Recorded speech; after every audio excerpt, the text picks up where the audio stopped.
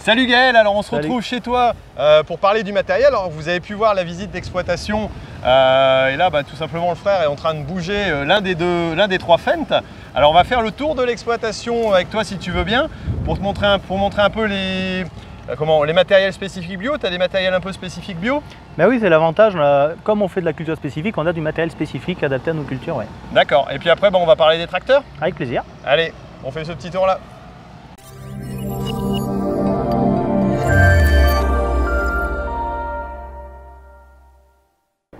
Alors là, on est sur quoi comme machine? Alors là, Thierry, c'est la récolteuse équeuteuse à ail, donc une nouvelle acquisition de cette année. Voilà, ça fait Gaston. Ça fait du bruit, Gaston. Voilà. Ouais, donc tu nous mets, ça passe directement par un système de cordes, c'est ça?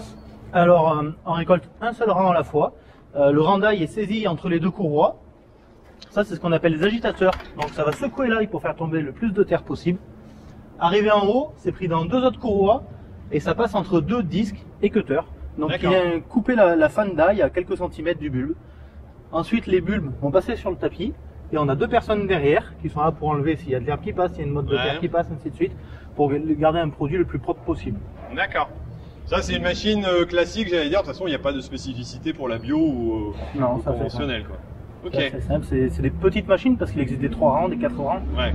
Et qui correspond au volume, aux surfaces que vous avez, quoi. Nous, on a fait le choix d'acheter un rang, voilà, et de travailler ensemble avec Kevin et Damien. D'accord.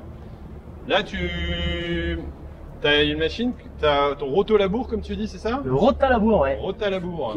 Qui est de cette année aussi. Avant, je travaillais avec un rotovator de 1,60 m.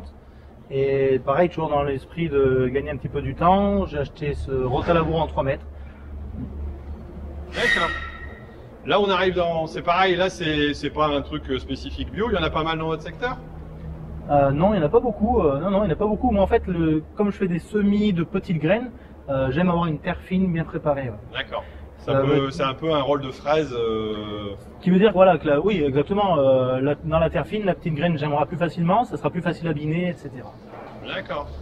Alors là, on arrive sur un matériel qui est spécifique en bio, la RC Tri. Enfin, spécifique, non. On a de plus en plus de conventionnels qui l'utilisent aussi. Ok, donc là, une largeur adaptée aussi à tes parcelles. Voilà, moi, j'aime quand c'est pas trop large, en fait. Elle a l'avantage d'avoir une largeur réglable, entre guillemets. Elle peut faire du 4,50 m ou du 5 m grâce à des petites rallonges qu'on met. Ok. Et alors, pour tirer tout ça, tu as aussi un super tracteur, j'ai vu. Étant donné que tu as vu dans mes vidéos que j'avais un 461, t'as pas pu t'empêcher, tu as été en chercher un. J'étais un petit peu fan en fait. Et ouais, j'ai eu l'opportunité de racheter ce tracteur on s'en fout à qui d'ailleurs. J'ai eu l'opportunité de racheter ce tracteur et qui était en très bon état et qui a peu d'heures puisqu'il n'a même pas 2000 heures. Et ça va très bien vous faire des binages. Ouais. Et en plus, tu as la clim adéquate. Hein, c'est ça. Étant donné que voilà, tu as la super cabine. Super génial, c'est vrai que c'est plutôt sympa, quoi. Une très bonne clim l'hiver. Très bonne clim l'hiver. Et dis-moi, pour un bio, il y a un outil là qui me fait un peu bizarre, c'est normal? Mon petit pulvé. C'est quoi ça? Alors tu vois, mine de rien, mon pulvé, c'est un outil que j'utilise pas mal. Hein. J'utilise dans la protection des cultures. Donc comme vous savez, en bio, on protège les cultures avec des produits totalement naturels, parce qu'on n'a pas le droit aux produits de synthèse. Mais ça ne veut pas dire qu'on n'a pas le droit de les protéger. Je vais travailler avec des oligo-éléments, je vais travailler avec des purins, je vais travailler avec du cuivre, avec du soufre, pour essayer de limiter les pressions de maladie. Et par contre, ce sera que des produits préventifs. Le jour où ma culture est malade, je peux que la regarder tomber malade. D'accord. Donc là, tu es sur un 21 mètres. Toute option, t'as quoi? Ta coupure de tronçon, t'as GPS là-dessus? Non? C'est encore manuel? Si tu veux, il est toute option. Je me sers pas de la coupure de tronçon parce que je fais que des cultures en planche, donc je n'ai pas d'utilité.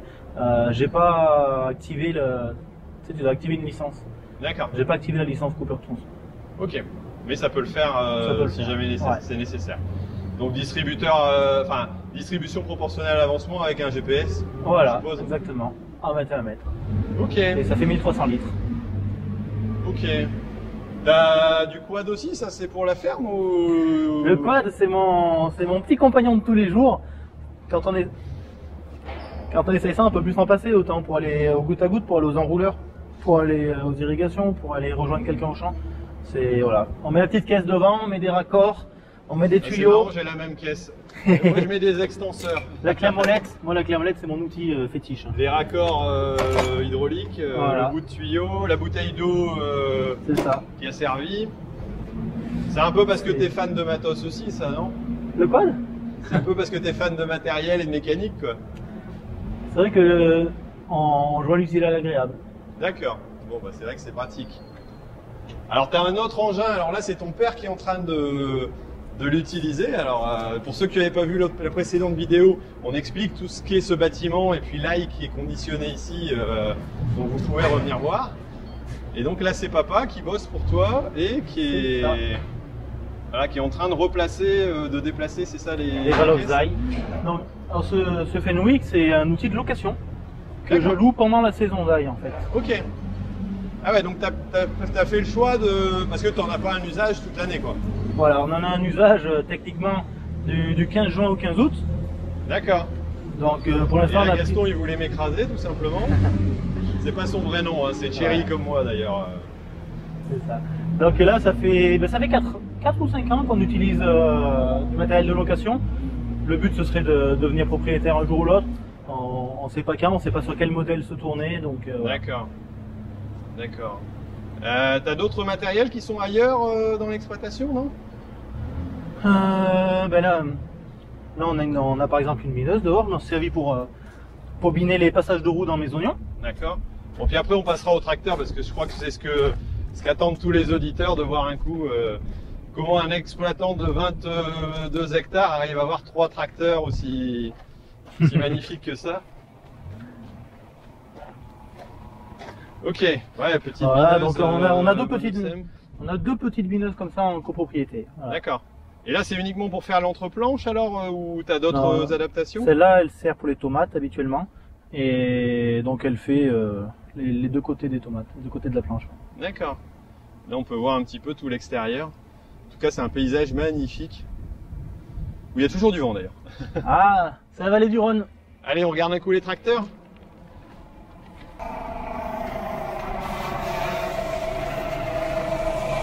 Alors, un petit coup de jet d'eau pour rafraîchir. Enlever la poussière, en ce moment, il y en a pas mal. Ça fait pas de mal, c'est vrai qu'on a travaillé dans l'ail, dans de la terre très sèche, donc les tracteurs sont très poussiéreux. Ouais, j'aime bien avoir du matériel assez propre, donc de temps en temps ça fait du bien, ouais. Et j'ai mis mon petit frère au boulot. D'accord, bah c'est bien. Voilà, de ce temps-là, c'est pas désagréable. Je pense que je vais lui demander de m'arroser un coup après.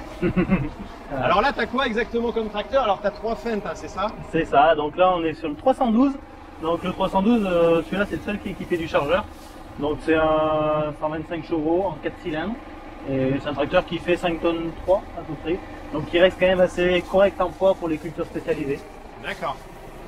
Et en taille, on monte de pneus, alors on est sur quoi? On est sur du 13,6 38. D'accord. 13,6 38, donc c'est du 340. Ensuite, que ce soit le 312 ou le 313, je peux les équiper en jumelage. D'accord. On va voir après, j'ai vu en passant. Voilà. Ok. Donc mes deux 300 sont équipés en autoguidage RTK. Ok. De série de chez... Voilà, d'origine. D'origine. Ok. Alors ici, on est sur la grosse bête. Alors on n'est pas sur une machine extraordinaire, mais pour le secteur et la surface, c'est déjà pas mal. Alors il faut dire à nos auditeurs, pour ceux qui ne te connaissent pas, que tu es un féru de machinisme, que tu as fait un bac agroéquipement. Voilà, à chaque fois j'ai du mal. Donc, avec la petite, j'allais dire, le petit bonhomme bibendum Michelin qui va bien dessus. C'est ça. Donc okay, voilà 716, le 716, voilà, c'est un 160 chevaux 6 cylindres, équipé en pneus Xeobib, 710 à l'arrière, 600 à l'avant. Un tracteur équipé d'autoguidage, mais RTX cette fois-là. Donc c'est un petit peu moins précis que du RTK, on n'a pas la répétabilité. Pour faire du chômage ou pour faire du semis de blé, c'est suffisant. D'accord. Donc voilà, un tracteur tête pour moi qui est très intéressant. Je me suis posé la question de prendre une série 500 à la base. Qu'est-ce qui m'a fait tourner vers un 700? C'est que l'écart de prix est pas énorme. Et en Kuma, on a des fois du matériel un peu gros, on a des compacteurs qui est un petit peu gros. Ça me permet d'utiliser avec le 700, avec le 500, j'aurais vraiment bataillé. Donc voilà, des petits détails. T'as plus de polyvalence. Si tu l'exploites pas à fond, t'as plus de polyvalence sur le travail, quoi. Voilà. Ouais, et après tu as déjà des plus petits gabarits pour d'autres usages, quoi. C'est ça. D'accord. Des chômeurs Terrano? C'est ça, des chômeurs. C'est connu. Orsterano 3 mètres, mais qui appartient à la Kuma, qui n'est pas à moi. D'accord. Alors là, j'attends de voir l'autocollant Kuma, mais non, apparemment ici, il n'y en a pas. Donc, On a un autocollant tranchard, mais faut pas aller chez eux, c'est des bandits. Hein. Voilà, et alors le dernier là, c'est un quoi celui-là? Et alors le 313, c'est le petit dernier arrivé. Donc c'est copie conforme du 312. C'est un 4 cylindres, un peu plus de 130 chevaux. D'accord, alors équipé, il y a les équipements spéciaux, lui aussi tu m'as dit, donc le RTX. Le RTK. Non, RTK. Donc le RTK également. La différence avec le 312, ça va être les phares à LED. Je crois que ça va être la seule différence. D'accord. 4 distributeurs hydrauliques. Ouais, 4 distributeurs, 3 points hydrauliques. 3 points hydrauliques. Ça c'est pour le confort de travail.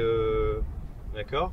Alors derrière une petite barre, alors que je connaissais pas, mais qui est super pratique pour bouger les enrouleurs. Je crois qu'on va investir dans un truc comme ça. Donc tu peux, étant donné que tu as des enrouleurs déportés, tu peux les prendre sur le côté, c'est ça? Voilà, je les tire sur le côté. Et puis tu accroches sur le piton, et puis éventuellement une remorque que tu as balée pas trop loin, quoi.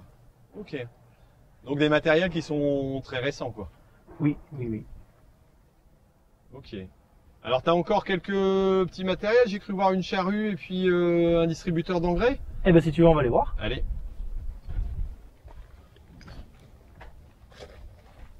Bon, puis après on ira boire un coup. Ouais, parce que quand tu m'en parles, je commence à avoir la pâteuse maintenant.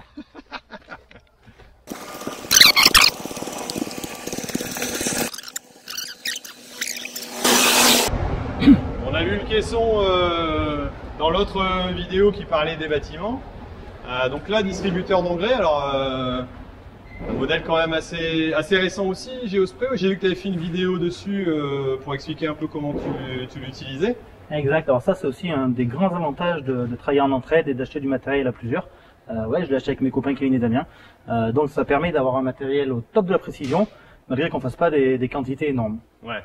Bon là, on vient d'être coupé tout simplement par la batterie de la caméra, donc j'ai dû changer, on est revenu ici. Donc tu me disais que voilà, l'avantage avec le matériel, c'est de l'avoir en commun et de pouvoir acheter quelque chose de conséquent. Et puis tu as aussi une autre charrue, alors ça c'est un outil indispensable en bio? Pour moi, c'est un outil indispensable. J'ai pas des terrains propres du tout. Ouais, pour moi, c'est un outil indispensable et qui est utilisé tous les ans. Ouais. Ok, donc utile. Alors, j'allais dire au niveau choix d'investissement, donc tu as fait un choix d'utiliser un petit peu de Kuma, parce que quelques matériels qui correspondent, d'avoir du matériel à toi et puis d'avoir du matériel en commun. C'est un ensemble, j'allais dire, d'usages qui te permet de trouver ton équilibre et un équilibre intéressant, quoi.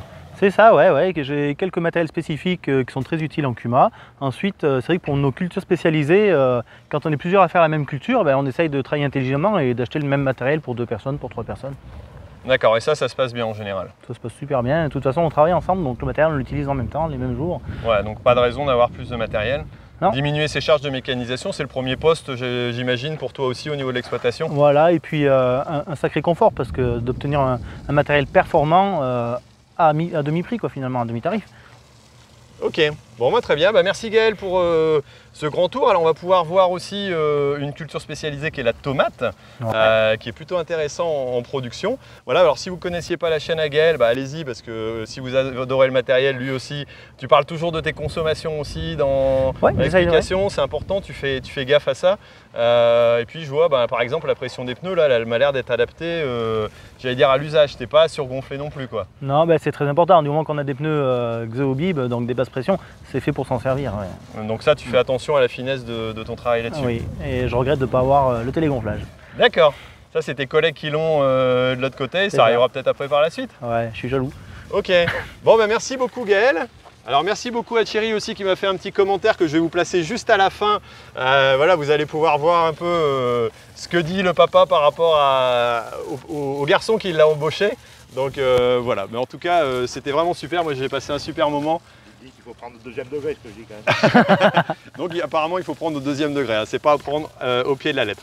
Bon voilà, en tout cas une entreprise familiale intéressante où il y a du monde qui bosse et dans la bonne humeur et c'est vraiment sympa. Merci pour cette visite. Avec plaisir Thierry. Voilà, et puis surtout ne l'oubliez pas, l'agriculture mérite d'être expliquée. Allez, ciao. Ciao, ciao.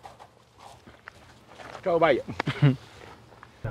Alors, heureusement que ton garçon était plus loquace ce matin parce que si à chaque question il... Ouais. Non, mais moi je suis pas trop le machin comme ça.